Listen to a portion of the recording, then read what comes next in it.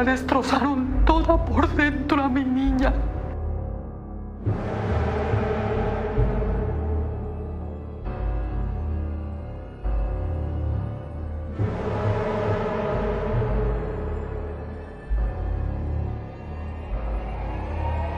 Esta fue la última vez en la que se vio a la pequeña Fátima con vida, de la mano de una mujer extraña, que la llevaría a ser víctima de uno de los crímenes más atroces en México.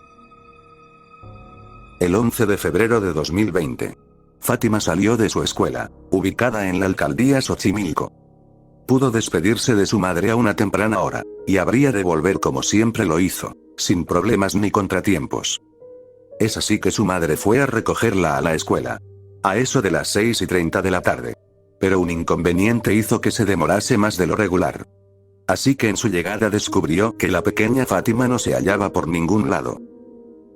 Pasaron las horas, y tras preguntar a todas las personas que posiblemente pudieron ver a su hija, decidió reportar la desaparición a las autoridades.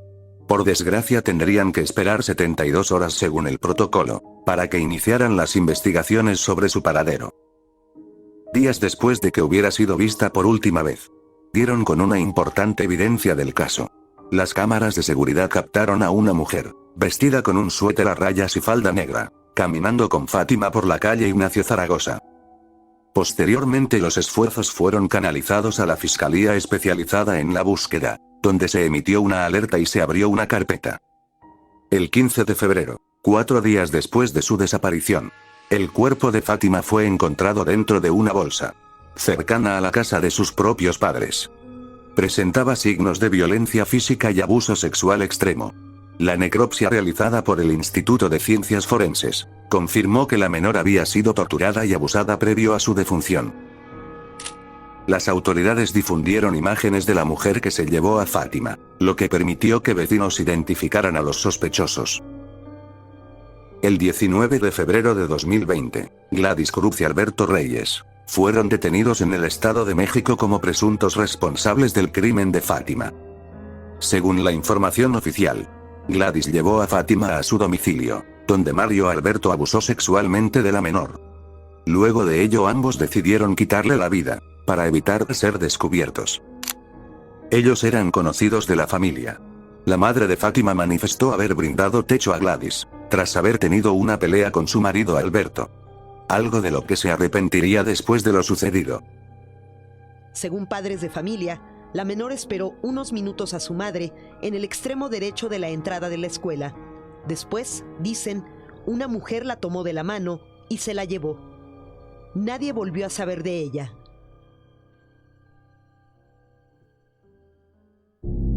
Era 7 de octubre de 2024.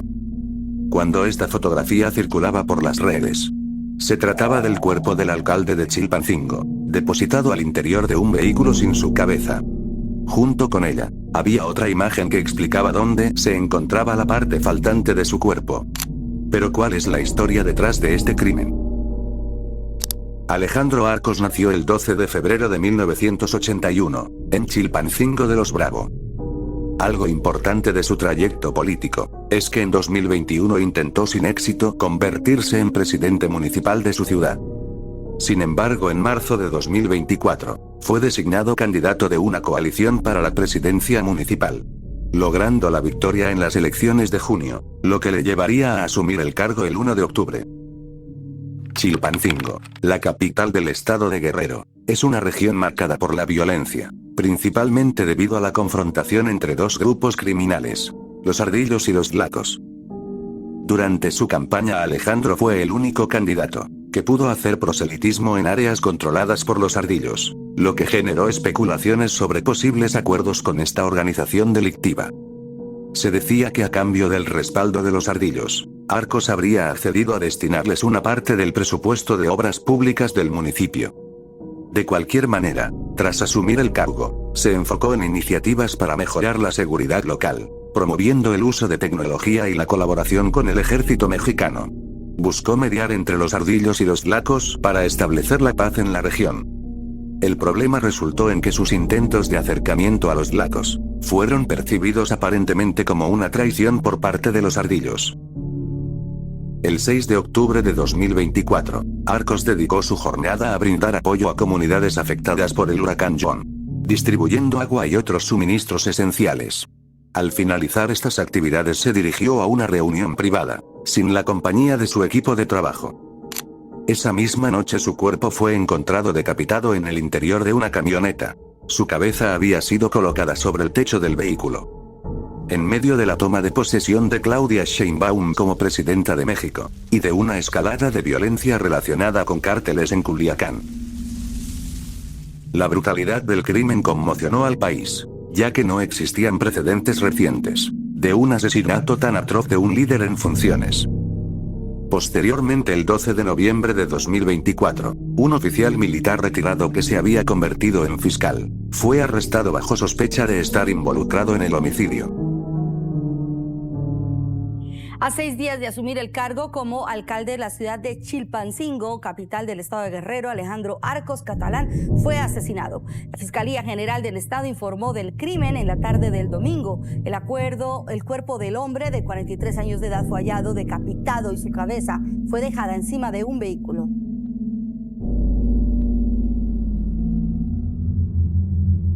A mediados de los años 2000, Jorge Iniestra comenzó una relación con Clara Tapia Herrera, una mujer que ya tenía 3 hijos de una relación anterior. Desde el principio su relación fue desequilibrada, pues el sujeto impuso un dominio total sobre la mujer, convenciéndola de obedecerlo en todo sentido.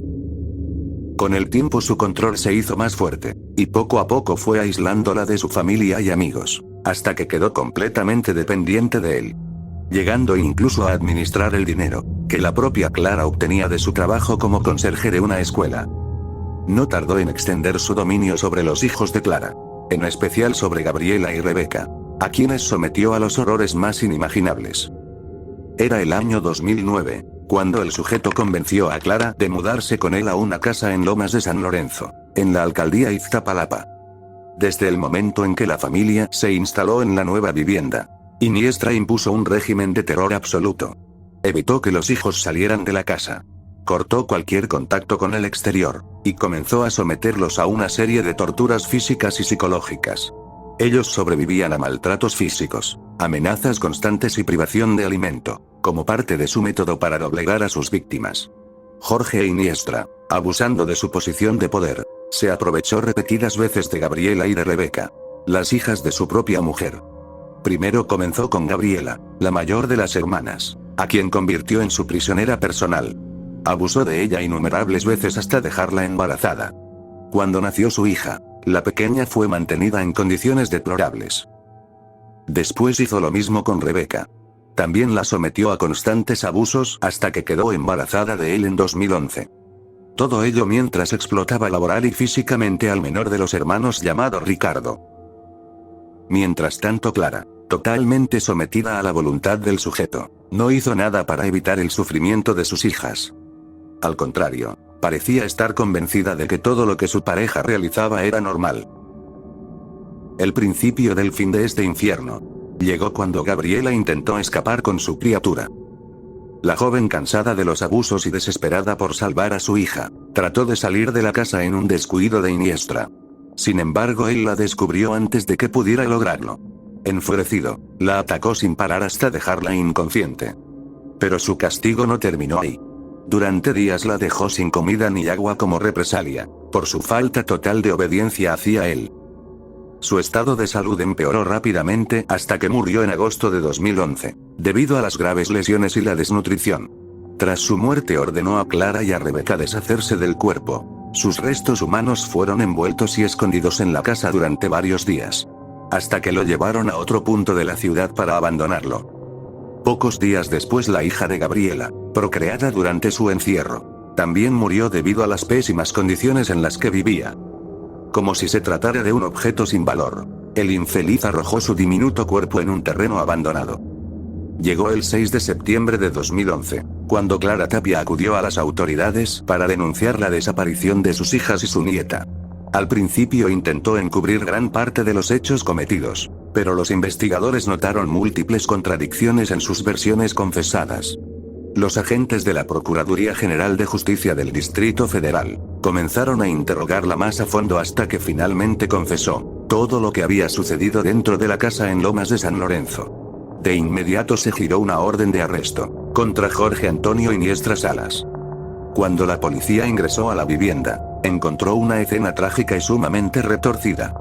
Aunque los cuerpos ya habían sido removidos, el estado de la construcción y las declaraciones de los otros menores confirmaban la pesadilla que habían vivido en ese lugar. El sujeto fue arrestado junto con Clara Tapia y otros miembros de la familia, quienes habían sido cómplices en la ocultación de los cuerpos. Algunos de los detalles más macabros de los crímenes ocurridos fue que Iniestra abusaba de las hijas mientras el hermano las veía. Igualmente con su madre, que funcionaba como testigo de cada uno de los actos perpetrados. El caso causó conmoción en todo México. Las declaraciones de las víctimas y los detalles de los crímenes fueron tan perturbadores que rápidamente captaron la atención de los medios. El proceso judicial de Jorge Antonio Salas concluyó en 2013, cuando fue hallado culpable y condenado a 241 años de prisión. Por su parte, Clara Tapia Herrera también fue procesada, pero su defensa argumentó que ella también había sido una víctima de Iniestra, y que actuó bajo coerción. Aún así la condenaron por corrupción de menores y violencia familiar. Nos conocemos y con ella empieza la fantasía. Ella me lleva a conocer a sus hijas para que la fantasía pues pueda seguir explotada a otros niveles. Clara además tenía un hijo, en ese entonces de 11 años. Jorge Iniestra lo obligaba a trabajar y llevarle el dinero. Y cuando el menor no la juntaba, lo golpeaba con un cinturón en la espalda y lo amarraba desnudo para acostarlo sobre un charco con agua en la cabeza, donde lo dejaba toda la noche.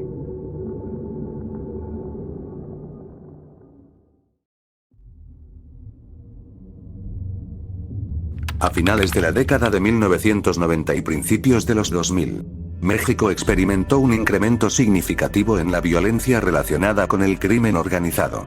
La pesadilla de Tijuana, liderada por los hermanos Arellano Félix, se consolidó como una de las organizaciones criminales más poderosas y temidas del país. Para mantener su dominio y eliminar a sus enemigos, ellos empleaban métodos extremadamente violentos y sofisticados. Es ahí donde Santiago Meza López, originario de Guamúchil, Sinaloa, llegó a Tijuana en busca de mejores oportunidades laborales. Inicialmente se dedicó a la fabricación de ladrillos de lodo, una práctica común en su comunidad. Por desgracia su vida dio un giro cuando fue reclutado por Teodoro García Cimental, alias El Teo, un ex lugarteniente de la pesadilla de Tijuana. Meza López fue instruido en un macabro método para deshacerse de los cuerpos de las víctimas. Según su propia confesión, aceptó el trabajo porque le ofrecieron un buen dinero, y por el miedo de lo que le pudiera pasar si los rechazaba. Esta técnica le permitía desaparecer cuerpos sin dejar pruebas físicas, dificultando la labor de las autoridades y generando terror entre sus enemigos. Se estima que el pozolero disolvió los cuerpos de al menos 300 personas, aunque algunos expertos creen que la cifra real podría ser mayor, debido a la innumerable cantidad de crímenes que asolaban a México. Para llevar a cabo su macabro trabajo, Meza López operaba en varias casas de exterminio, ubicadas en los alrededores de Tijuana. Una de las más conocidas se encontraba en la colonia Maclovio Rojas, donde la policía encontró barriles con restos humanos, así como productos químicos utilizados para la disolución de cuerpos. Los criminales llevaban a sus víctimas a estas casas, donde primero eran interrogadas, torturadas y ultimadas. Luego el pozolero recibía los cuerpos y comenzaba con su labor. Las familias de las víctimas pasaron años sin saber qué había sucedido con sus seres queridos. Al ser disueltos en ácido, no quedaban restos que pudieran ser identificados. Durante muchos años la pesadilla de Tijuana logró operar con relativa impunidad. Pero la presión del gobierno mexicano, sumada a la de Estados Unidos, llevó a un debilitamiento de la organización. A medida que más miembros de Tijuana eran capturados, las autoridades comenzaron a obtener información sobre el pozolero y sus actividades. En 2008, la Secretaría de la Defensa Nacional intensificó las investigaciones sobre las desapariciones en Baja California. A través de testimonios de informantes y exmiembros del sistema delictivo, las fuerzas de seguridad descubrieron la existencia de un hombre que se encargaba de disolver cuerpos en ácido. Es así que el 22 de enero de 2009, tras meses de seguimiento hacia este sujeto, un operativo conjunto entre el ejército mexicano y la Policía Federal, logró capturar a el pozolero en la ciudad de Ensenada. El día de su arresto, las fuerzas de seguridad rodearon la zona y lo capturaron sin que se opusiera. Al ser presentado ante los medios de comunicación, dio una sonrisa tranquila ante las cámaras, algo que causaría indignación entre todos los espectadores. En sus primeras declaraciones, confesó haber trabajado para la organización durante más de 10 años, y haber disuelto cientos de cuerpos. Después de la detención del pozolero, las autoridades realizaron excavaciones en los terrenos donde trabajaba, para descubrir cientos de restos biológicos que demostraban la magnitud de los crímenes. Era tanta la cantidad que incluso en 2017 se hicieron más exploraciones para obtener restos humanos. Al final, en 2024, Santiago Meza López fue sentenciado a 30 años de prisión por todos los delitos que llegó a perpetrar. Esta sentencia fue considerada insuficiente por muchas familias de las víctimas, que exigían una pena más severa para el responsable. Es el sujeto que desmembraba y deshacía en ácido los cuerpos de integrantes de grupos rivales. Nuevas excavaciones en torno al ejido Maclovio Rojas de Tijuana lograron la ubicación de 150 huesos largos, 200 dientes, 20 prótesis y tornillos quirúrgicos. En la búsqueda intervino personal de la PGR y perros adiestrados. Esta imagen comenzó a circular después de su desaparición el 11 de agosto de 2023. 5 jóvenes que fueron privados de su libertad en Lagos de Morenos. ¿Pero qué fue lo que ocurrió? ¿Y por qué su historia es más perturbadora que la propia fotografía? Retomemos el curso de los hechos desde el 11 de agosto. Este equipo de amigos que se conocían desde la niñez, regresaban de la Feria Lagos tras pasarla en diferentes actividades, y planificar reunirse en un evento social. En las versiones presentadas por sus allegados, ellos se dirigían con un vehículo hacia el Mirador de la Santa Cruz, un lugar popular en la ciudad con un trayecto corto, por lo que no deberían demorarse mucho en llegar al destino. Poco después dejarían de tener cualquier comunicación con familiares, cada uno de sus teléfonos dejaron de estar disponibles, y se perdió todo rastro de su ubicación. El problema fue que empezaron a esparcirse rumores bastante inquietantes. Algunos decían que fueron víctimas del crimen organizado, y comenzaron a circular fotografías de los desaparecidos. Estas fueron compartidas con bastante viralidad. Algunos usuarios buscaban hacer presión a las autoridades para que llegaran hasta las últimas de las consecuencias. Y no tardó mucho en alcanzar a medios de comunicación masivos y periodísticos, de modo que todo el país sabía lo que pasaba. Aún con todos esos esfuerzos, la Fiscalía General de Jalisco salió a desmentir parcialmente la veracidad de las imágenes. Y fue ahí que llegó más material detallado de las circunstancias aterradoras en las que se encontraban. En el video difundido por todas las redes sociales, se veía a los jóvenes siendo atacados. Incluso uno de ellos llegaría a ser obligado a acabar con la vida de sus amigos. La gente ya no podía creer que todo fuera falsificado, y eso se pudo comprobar con el descubrimiento de sus cuerpos el 18 de agosto, cuando las autoridades lanzaron un comunicado oficial de defunción. Aunque el cuerpo del joven que fue obligado a atacar a sus amigos, no pudo ser identificado y se desconoce hasta ahora su paradero. Se teorizó que la razón detrás de sus desapariciones era para obligarlos a entrar en una organización delictiva, así que acabar con la vida de ellos no era más que un ritual de iniciación. La comunidad se hallaba indignada. La injusticia en el sector había demostrado que siempre se cobraría más víctimas, mientras el sistema era incapaz de proteger a su población. Aunque al menos unos meses después, algunos de los responsables del infame crimen fueron desvelados ante las autoridades. De acuerdo con las indagatorias de las autoridades, los 5 jóvenes fueron llevados a una finca ubicada a minutos de distancia en el barrio llamado La Orilla del Agua. Ahí se grabó más tarde el video del horror. La mañana del 18 de marzo de 2017, en el municipio de Nezahualcóyotl, Estado de México, el cuerpo sin vida de una menor apareció en un terreno abandonado, a un costado de la avenida Bordo. Una zona concurrida donde la gente pasaba diariamente sin imaginar la escena que encontrarían. El cuerpo de la menor estaba semidesnudo, envuelto en una cobija desgastada y sucia. Solo llevaba una camiseta verde y unas calcetas rojas. Detalle que más adelante se convertiría en la clave del caso. No había documentos, ni pertenencias, ni testigos que indicaran quién era, o de dónde había salido. Las autoridades llegaron rápidamente al lugar, pero la escena era devastadora. La pequeña víctima tenía señales evidentes de violencia extrema, heridas en el rostro y en varias partes del cuerpo, signos de abuso notable y lo más impactante, un cráneo fracturado, lo que sugería que su muerte había sido abominable. Al no encontrarse denuncias de desaparición que coincidieran con la descripción de la pequeña, los investigadores se enfrentaban a un gran muro.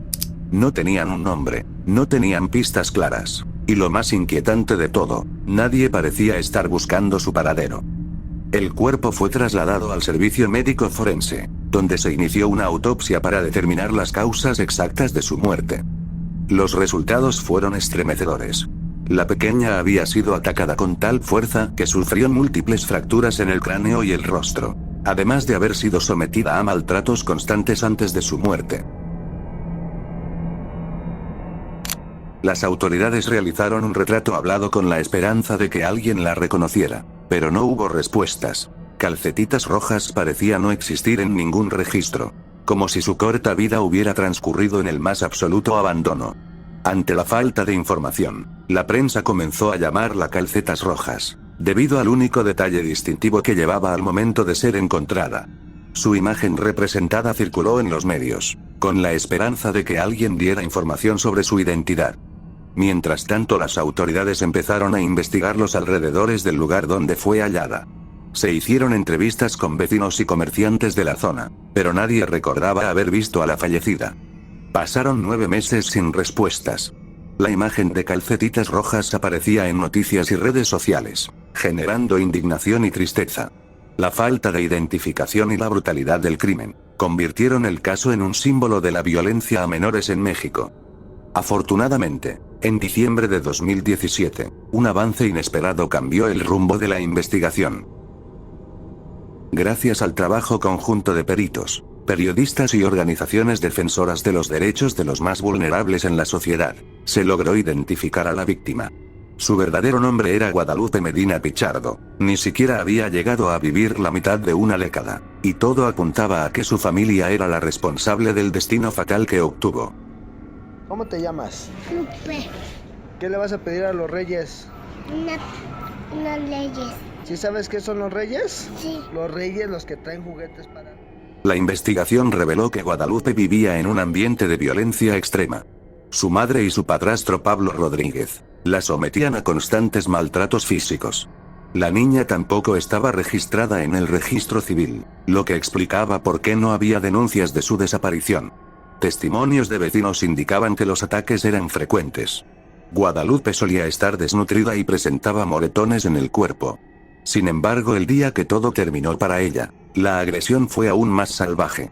Fue así que el 17 de marzo de 2017, un día antes de que su cuerpo fuera encontrado, la niña se orinó en la cama, algo que desataría la furia de la pareja de su progenitora. Pablo comenzó a atacarla mientras su madre presenciaba la escena, sin hacer nada por detenerlo. Los ataques fueron tan fuertes que le fracturaron el cráneo. Guadalupe quedó inconsciente en el suelo, pero en lugar de llevarla al hospital, la dejaron morir lentamente. Horas después, al notar que la niña ya no respiraba, Medina y Pablo envolvieron su cuerpo en una cobija, lo colocaron en una bolsa y en la madrugada, lo llevaron hasta el terreno donde la abandonaron como si fuera basura. Luego de esto continuaron con su vida como si nada hubiera ocurrido, sin mostrar ningún tipo de remordimiento. Una vez que la identidad de Calcetitas fue confirmada, las autoridades buscaron a sus allegados, por lo que la verdad no tardó en salir a la luz. En diciembre de 2017, Medina y Pablo Rodríguez fueron detenidos y presentados ante la justicia. Durante los interrogatorios intentaron minimizar su responsabilidad, pero las pruebas eran contundentes. Los testimonios de vecinos, los antecedentes de violencia y la confesión parcial de ambos llevaron a su condena. En 2019, un juez lo sentenció a 88 años de prisión por todos sus actos perpetrados. Ninguna criatura debería ser olvidada. Y mucho menos, abandonada con unas simples calcetas rojas, como único testimonio de su corta vida. tomas la decisión de deshacerte del cuerpo de ella, tú con tus brazos la cargas y te deshaces de ella. Ahora tengo que preguntarte, porque está en todos los medios de comunicación, tu hija abusaron. Sí. Y Pablo está acusado de ella. Y tú dices que Pablo no fue. No, porque cuando yo la fui a tirar, donde la encontraron a Lupita, había una base de camiones. Nadie o sea, tú lo que esperabas era que encontraran el cuerpo, pero que no la podrían vincular contigo. O sea, que nadie la pudiese reconocer. Sí, o sea, yo nunca me imaginé que fueran a encontrar el cuerpo.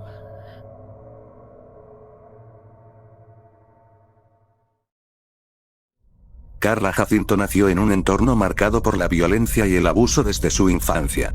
Apenas tenía 5 años cuando comenzó a sufrir abusos sexuales por parte de un familiar cercano, lo que dejó una profunda marca en su desarrollo emocional. Esta etapa difícil la llevó a buscar afecto y comprensión fuera de su familia, especialmente porque mantenía una relación conflictiva con su madre. A los 12 años, Carla conoció a un joven de 22 años que rápidamente ganó su confianza y afecto. Este hombre la colmó de atenciones, regalos, vestidos, flores y chocolates, haciéndole creer que su vida iba a cambiar para mejor. Carla, deseosa de escapar de la tensión familiar, aceptó subir al coche del joven, y comenzó una relación que inicialmente parecía perfecta. Durante las primeras semanas todo parecía ir sin problemas, pero el ambiente pronto se tornó oscuro y aterrador. Un día el hombre le confesó que se dedicaba al proxenetismo y, poco después, comenzó a instruirla sobre cómo debía comportarse con los clientes. Quería que Karen ingresara al mercado de las mujeres. Le enseñó las posturas, los actos que debía realizar, cómo tratar a los hombres para que le dieran más dinero y cuánto tiempo debía trabajar. Carla tenía apenas 13 años cuando fue trasladada a Guadalajara, una de las ciudades más grandes de México, donde fue obligada a prostituirse bajo un régimen inhumano. Debía atender a un mínimo de 30 clientes diarios, los 7 días de la semana, sin días libres ni siquiera en Navidad o Año Nuevo. Según sus cálculos, durante esos 4 años fue violada aproximadamente 43.200 veces. La situación de Carla no mejoró cuando la policía irrumpió en un hotel, conocido por ser un lugar de explotación sexual. Aunque al principio parecía que iban a rescatarlas, los agentes resultaron ser igual de enfermos que los clientes. Separaron a Carla y a las otras niñas en diferentes habitaciones, donde las obligaron a realizar actos sexuales mientras las grababan para llevarse recuerdos con videos. También las amenazaron con enviar las grabaciones a sus familias si no cumplían sus indicaciones. Carla recuerda que algunas niñas tenían apenas 10 años, con sus rostros tristes y lágrimas en los ojos. Las súplicas fueron ignoradas por los agentes mientras eran agredidas. Tiempo después, a los 15 años, Carla se convirtió en madre. El padre de su hija era su infame proxeneta, quien utilizó a la bebé como una herramienta de control. La amenazaba con matar a la niña si no obedecía sus órdenes. Carla tuvo poco tiempo para disfrutar de la maternidad, ya que el hombre se llevó a la bebé cuando tenía apenas un mes de vida. No volvió a verla hasta un año después. En 2006, cuando Carla tenía 16 años, su calvario terminó durante una operación contra el tráfico de mujeres en la Ciudad de México. Finalmente fue liberada, pero el impacto de los años de abusos y explotación dejó profundas cicatrices en su vida. A pesar de ello, Carla decidió transformar su dolor en una herramienta para el cambio. Se convirtió en activista y defensora de los derechos de las mujeres, utilizando su historia para concienciar sobre la trata de personas y la explotación sexual.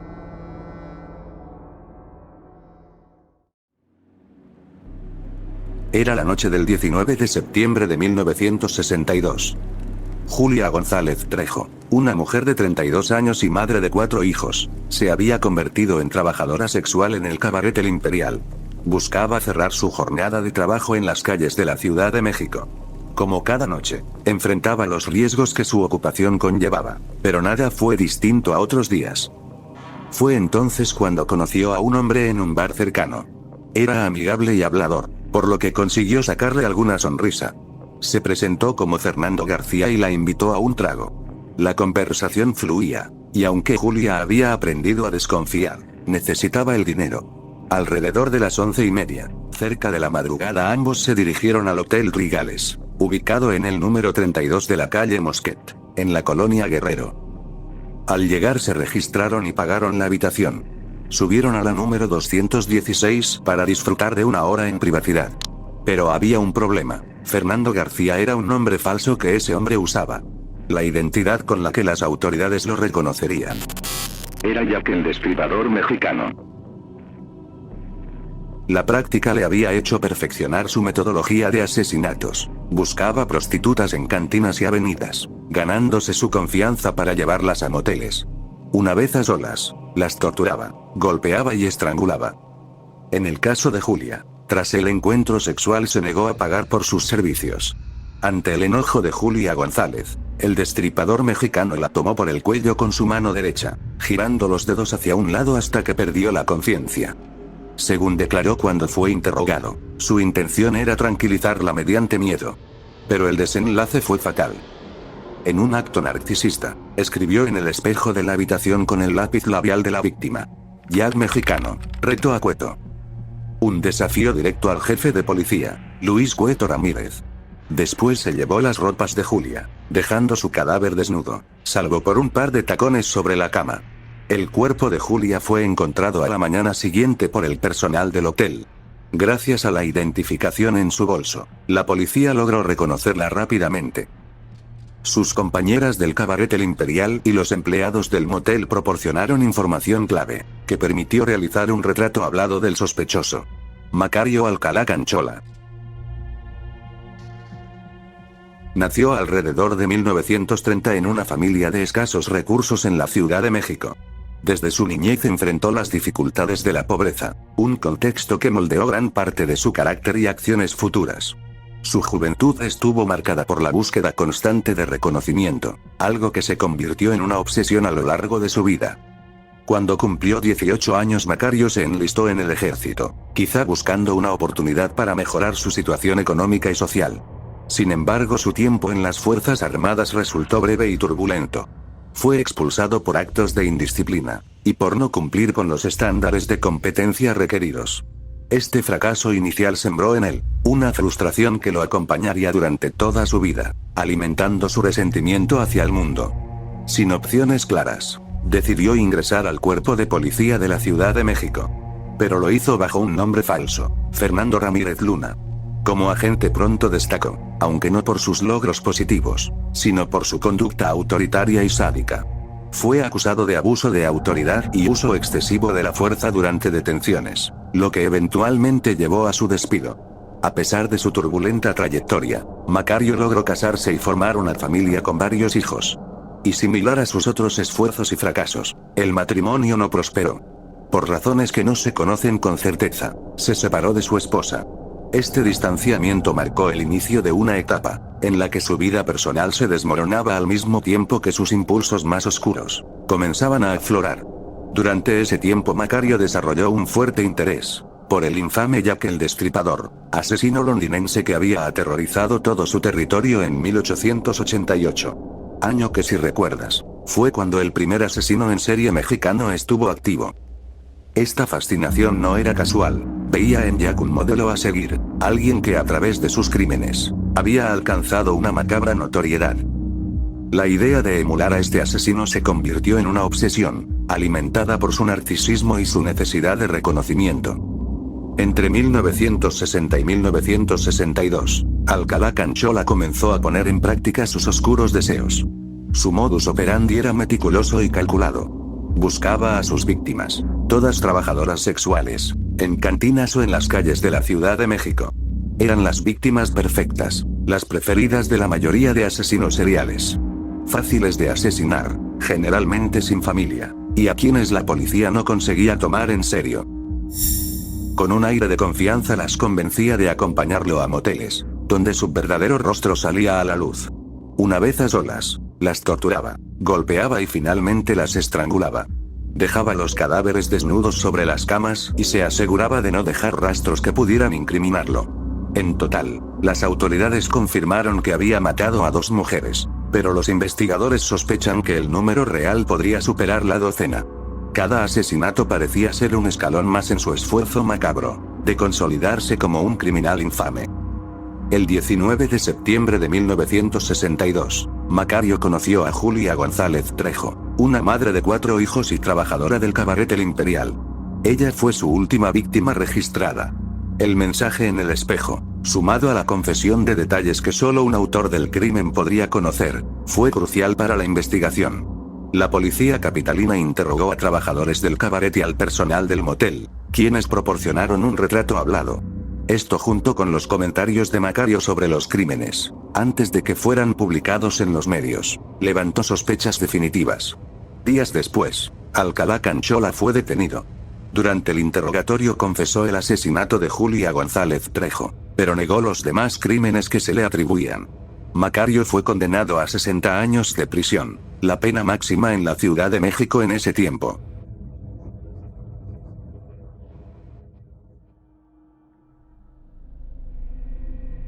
La mañana del 22 de marzo de 2010, la niñera Erika Casimiro entró al cuarto de Paulette Guevara Farah, una niña de 4 años con dificultades motrices y del habla, para despertarla como cada día.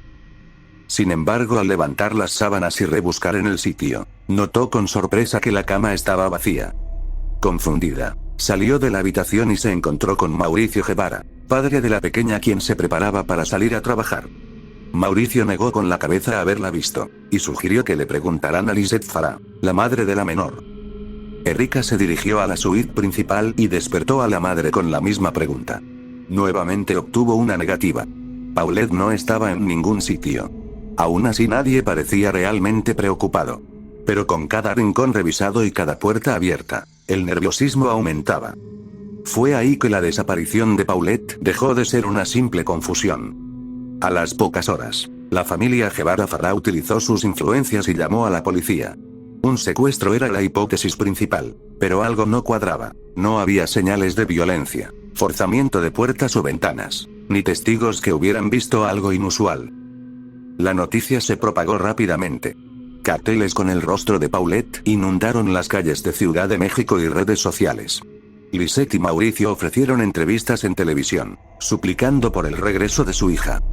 Aunque la actitud de la madre despertó sospechas. En sus apariciones públicas se mostraba tranquila, ajena a las circunstancias y lo que podría estar pasando con la menor. Lisette, ¿qué fue lo que pasó?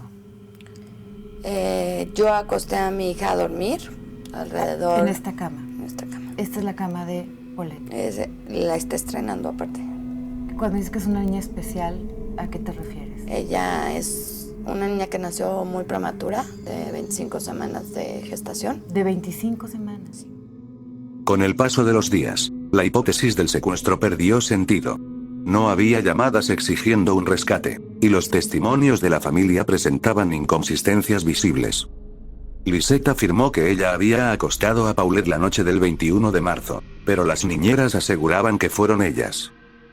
También se descubrió que la desaparecida había faltado al colegio desde el 12 de marzo, sin que su madre diera una razón clara.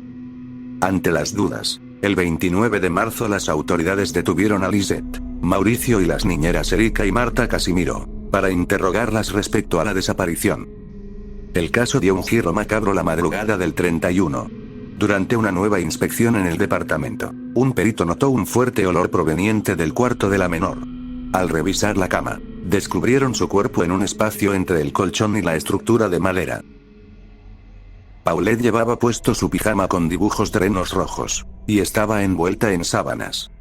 El hallazgo dejó a todos perplejos. La habitación había sido revisada múltiples veces por peritos, policías y hasta perros entrenados. Amanda de la Rosa había dormido en la cama durante 3 noches, y las niñeras la habían tendido y ordenado sin notar nada. Las preguntas eran inevitables, pero ninguna pudo ser respondida. La autopsia reveló que Paulette había muerto por asfixia mecánica, debido a la obstrucción de las cavidades nasales y compresión toracoabdominal. No había signos de violencia, abuso sexual ni sustancias tóxicas en su organismo. Las autoridades concluyeron que su muerte fue un accidente. Ella tenía limitaciones motrices, así que se habría deslizado entre el colchón y la estructura de la cama, quedando atrapada y sin poder pedir ayuda. Pero la opinión pública no aceptó esas conclusiones. El 3 de abril Lisette demandó para limpiar su reputación. Al día siguiente un juez ordenó la liberación de los detenidos. A pesar de la decisión, la familia quedó irreparablemente fracturada. Mauricio y Lisette se culparon mutuamente. El padre afirmaba que la muerte de Paulette no podía haber sido un simple accidente inofensivo. El velorio de Paulette fue el 5 de abril. Solo asistieron los Guevara. Al día siguiente los Farah llevaron a la niña al Panteón Francés de Ciudad de México, donde la sepultaron en un ataúd blanco. La tragedia no solo destruyó a la familia, sino que también hundió carreras políticas. El entonces procurador del Estado de México, Alberto Bazbaz, renunció ante las críticas por la desastrosa investigación. Años después, Lisette Farah reapareció en entrevistas asegurando que fue víctima de un linchamiento mediático, y que hasta hoy no sabe qué pasó realmente ese día lleno de tragedia. No vamos a